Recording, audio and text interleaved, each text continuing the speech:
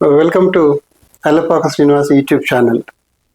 BCom తర్వాత MCom చేస్తే ఎలా ఉంటుంది అని కొంతమంది అడుగుతున్నారు. బీకామ్ తర్వాత జనరల్గా మనకు universities PG entrance test conduct చేస్తాయి.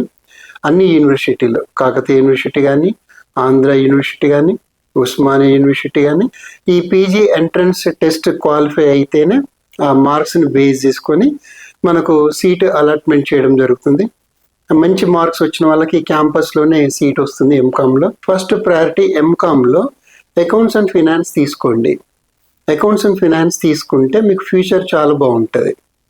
అండ్ ఎంకామ్ తర్వాత ఎంప్లాయ్మెంట్ ఆపర్చునిటీస్ ఎలా ఉంటాయి అని ఒకసారి చూసినట్టయితే మనకి ప్రైవేట్ సెక్టార్లో కానీ, గవర్నమెంట్ సెక్టార్లో కానీ ఎంప్లాయ్మెంట్ ఆపర్చునిటీస్ చాలా ఉన్నాయి. సో ప్రైవేట్ సెక్టార్లో చూసినట్టయితే మీ అందరికీ తెలిసిందే, మల్టీనేషనల్ కంపెనీస్లో మనకు చాలా జాబ్స్ ఆపర్చునిటీస్ ఉన్నాయి.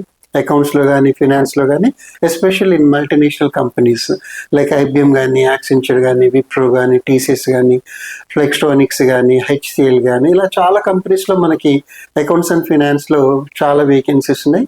ఈజీగా మనకు జాబ్ వస్తుంది. అలాగే ఈ ఎంకామ్ చేసిన వాళ్ళలో కొంతమంది ఫినాన్షియల్ ప్లానర్గా కూడా సెట్ అయ్యారు, అలాగే బిజినెస్ అనలిస్ట్గా కూడా సెట్ అయ్యారు, అలాగే కొంతమంది ఆడిటర్గా కూడా సెట్ అయ్యారు. అండ్ ఫోరెన్సిక్ అకౌంటెంట్ అంటే కంపెనీలో అకౌంట్స్ ప్రిపేర్ చేస్తారు కదా, దాంట్లో ఏమైనా ఫ్రాడ్ ఏమైనా జరిగిందా అని దొరకబెట్టడానికి ఈ ఫోరెన్సిక్ అకౌంటెంట్ని అపాయింట్ చేస్తారు. అలాగే ట్యాక్స్ కన్సల్టెంట్. సో ఇది ఎంకామ్ క్వాలిఫికేషన్తో ప్రైవేట్ సెక్టార్లో కొంతమంది ఈ విధంగా డెసిగ్నేషన్తో సెట్ అయ్యారు.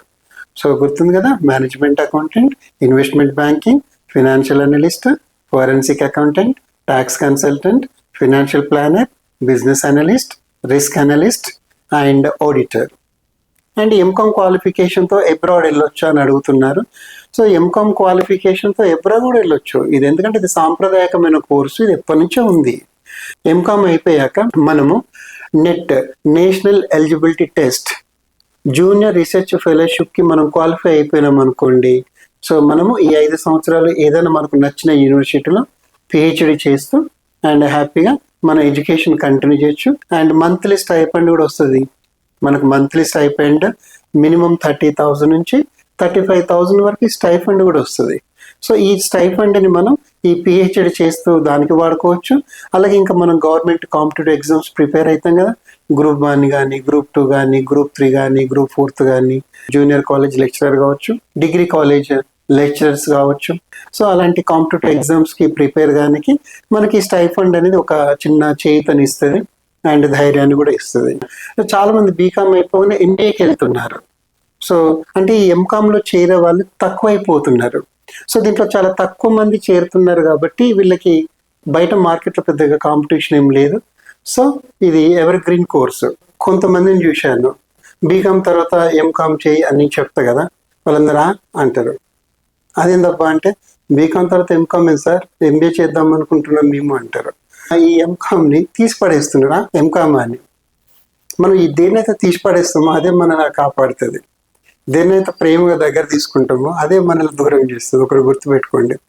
జనరల్గా స్టూడెంట్స్ కొంతమంది ఏం చేస్తారంటే ఈ కోర్స్ వేస్ట్ అంటారు. కానీ అలాంటి కోర్సులే ఒక్కొక్క సందర్భాల్లో మనల్ని కాపాడుతాయి. మనం ఏరి కోరి కోర్సులో చేరుతాం చూడండి. కొన్ని కోర్సులలో ఏరి కోరి మేనేజ్మెంట్ కోటాల అవసరమైతే డబ్బులు పెట్టి కొన్ని కోర్సులలో చేరుతాం కదా, అవే ఒక్కొక్కసారి మనల్ని దెబ్బతీస్తాయి. సో కనుక ఎంకామ్ అని తీసిపారేయద్దు. అండ్ చాలా మందిని అబ్జర్వ్ చేస్తున్నానండి, బీకామ్ తర్వాత ఎంకామ్ ఏంది బాగుండదు అనుకుంటున్నారు. సో నేను మళ్ళీ చెప్తున్నాను, బీకామ్ తర్వాత ఎంకామే బెటర్ కోర్స్. ఎందుకంటే ఈ ఎంకామ్ చేసిన వాళ్ళు అంటే ఇండియాలో కానీ, అబ్రాడ్లో కానీ వెల్ సెటిల్ కావడం నేను చూసినాను. నేను కూడా చాలా మందిని ప్లేస్ చేశాను కాబట్టి. సో బీకామ్ తర్వాత ఎంకామే బెటర్, బెస్ట్ నిర్ణయం అండ్ బెస్ట్ డిసిషన్ కూడా. హ్యాపీగా చేరిపోండి.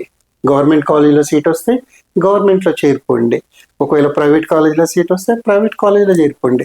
ఎక్కడైనా పర్లేదు, బట్ ఎంకామ్ అయితే కంపల్సరీ చేయండి. ఓకేనా? So thank you.